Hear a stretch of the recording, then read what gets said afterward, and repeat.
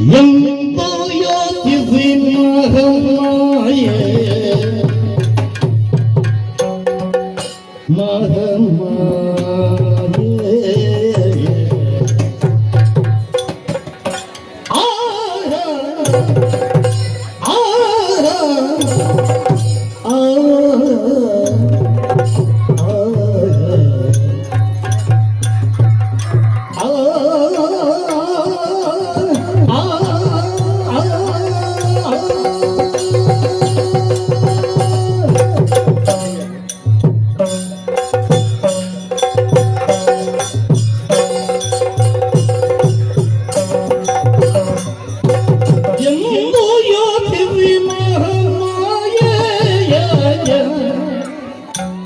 ಎಂದು ಯೋಚಿಸಿ ಮಹಮಾಯೆ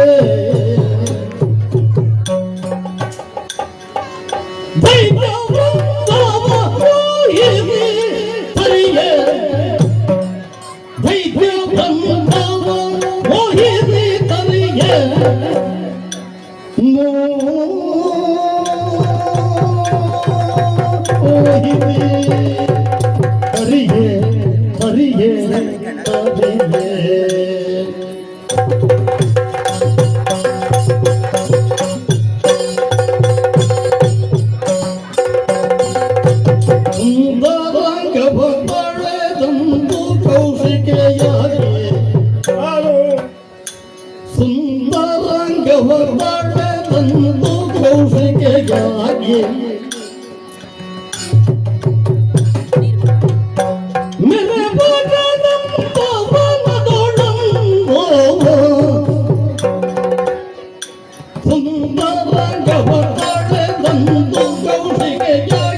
ರೆಗಳು ಮೆರೆ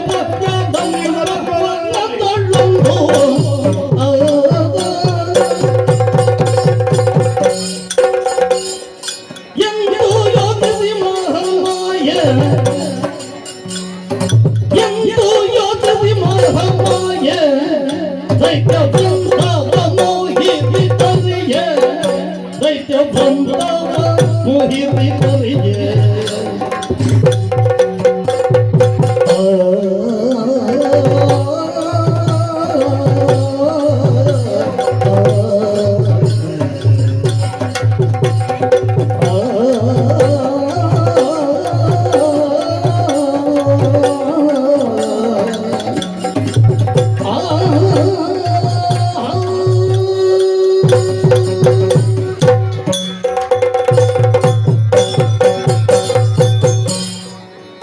ಆಲೋಚಿಸುವಾಗ ಬಹಳಷ್ಟು ಹಿಂದಿನ ಘಟನೆಗಳು ನೆನಪಾಗುತ್ತಾ ಉಂಟು.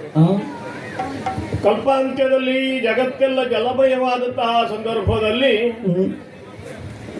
ಮೂರು ರೂಪೊಂದಾಗಿ ಪ್ರಳಯದ ವಾರಿಯಲ್ಲಿ ವಟಪತ್ರಶಯ ನದಿ ಸೇರಿದಂತಹ ನಾರಾಯಣ ನೀರ ಮೇಲೆ ತುಕುಗೊಳಿಸುತ್ತಿದ್ದಂತಹ ಸಂದರ್ಭದಲ್ಲಿ ಬಲಗಾಲ ಹೆಬ್ಬೆರಳನ್ನು ಬಾಯೊಳಗಿಟ್ಟು ಚೀಕುತ್ತಾ ನಿದ್ರಾವಶನಾಗಿದ್ದ. ನಿದ್ರೆ ಅಂದ್ರೇನು? ಅದೇ ಮಾಯೆ, ಅದೇ ಯೋಗ ಮಾಯೆ, ಅವಳೇ ಆದಿಮಾಯೆ. ಆ ಆದಿಮಾಯೆಯಾದಂತಹ ನಾನೇ ಅಂದು ಮೂರು ಮೂರ್ತಿಗಳನ್ನು ಸೃಷ್ಟಿಸಿದವಳು. ಸೃಷ್ಟಿಸ್ಥಿತಿ ಲಯಾಧಿಕಾರಗಳನ್ನು ಅವರಿಗೆ ಹಂಚಿಕೊಟ್ಟವಳು ನಾನು.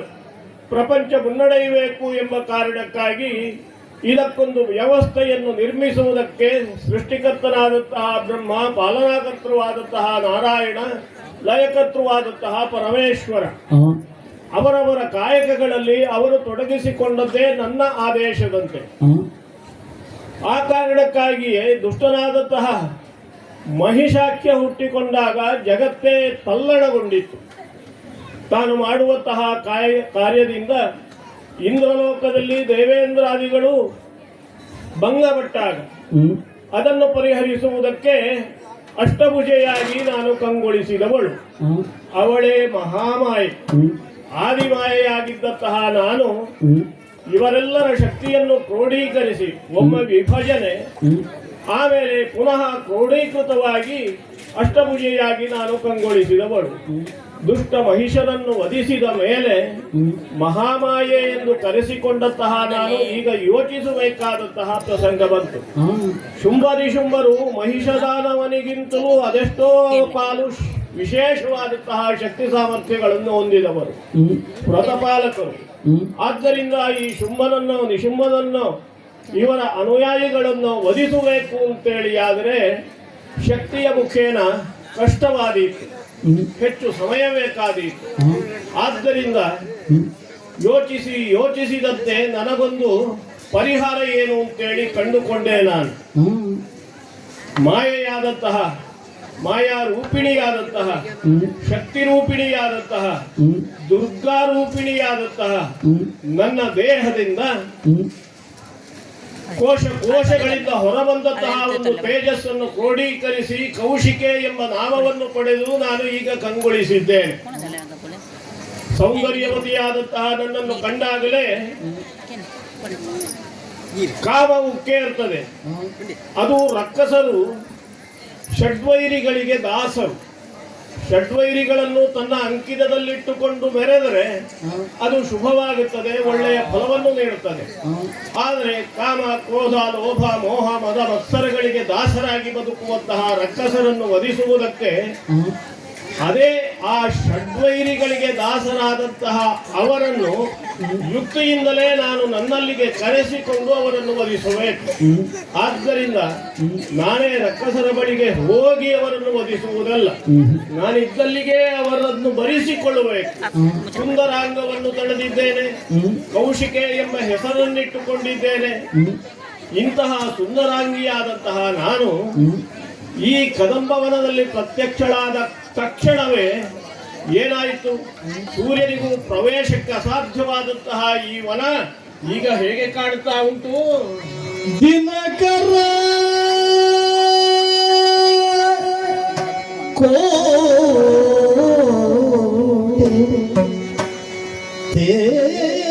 ತೇಜದಲ್ಲಿ ದಿನಕರ ಕೋಟಿ ತೇಜದಲ್ಲಿ ದಿನಕರ ಕೋಟಿ ತೇಜದಲ್ಲಿ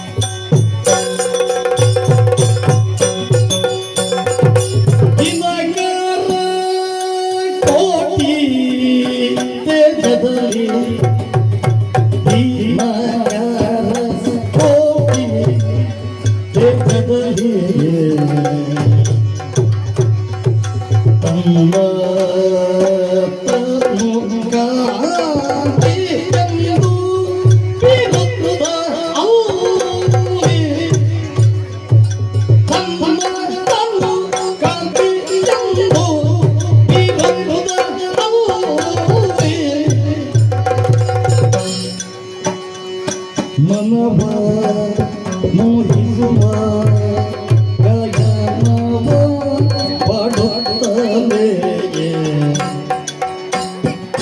ಮನವ ಮೋಹಿಸುವ ಗಗನವ ಪಡುತ್ತಲೇ ಧನುಧರ ವಂದಿಪೆ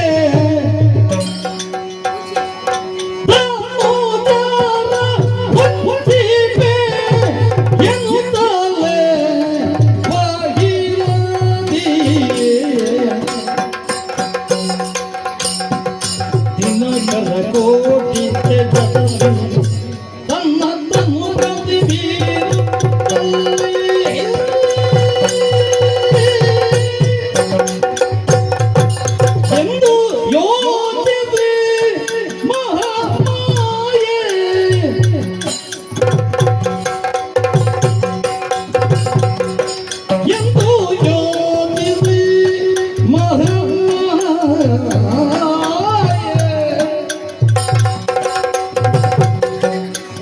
ಬಂದವ ಮೋಹಿತೆ ಕರಿಯ ದೈತ್ಯ ಬಂದವ ಮೋಹಿತೆ ಕರಿಯ ಕರಿಯ